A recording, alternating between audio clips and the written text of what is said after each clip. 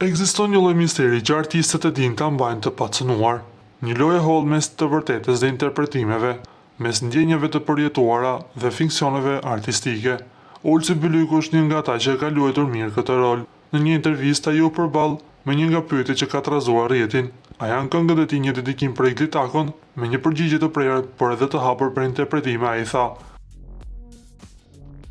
"Nëse kënga është për të apo jo, çfarë ndryshon për ty?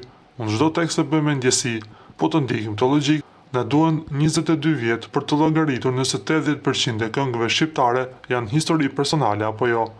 Nëse ndjekim logjikën e Olsit se 80% e këngëve shqiptare bazohen në histori personale, atëherë është e pamundur të mos ndalemi në tekstin e tij të fundit. Atributi more fajet, mirënjohje për gjithmonë, pa dëshirë me nda detajet. Fjala mirënjohje është bërë sinonimi i Eglit brenda shtëpisë, ku ajo e ka përdorur vazhdimisht për të përshkruar marrëdhënie me Olsin, dhe nëse ka një detaj që ajo ka refuzuar ta ndajë, është pikërisht fundi i kësaj historie. Më mirë po rri silent, le të rikthehen ngjarjet sa kanë mbaruar rrahjet. Një rrëfim që tingëllon si një përgjigje e heshtur ndaj rikthimit të vazhdueshëm të kësaj historie në media dhe rrjetet sociale. Dhe fraza "kanë mbaruar rrahjet" a është një referencë ndaj pohimit të Eglit se ajo është shëruar, por vargjet me treguese vinë më pas.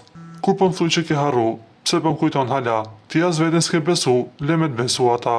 Një varg që vështirë të mos shihet si një aludim për momentet kur Egli ka përshëndetur Olsin përmes kamerës në mënyrë ironike apo për krahasimet e saj mes tij dhe gjestit brenda shtëpisë. Në një univers ku komentet online e kanë cilësuar Eglin si një vajzë me shumë karakter, por edhe me shumë dram, vargjet tingëllojnë si një rrëfim i nënkuptuar se pavarësisht gjithçkaje, Olsi ka qenë i vetmi që e ka kuptuar dhe e ka mbrojtur.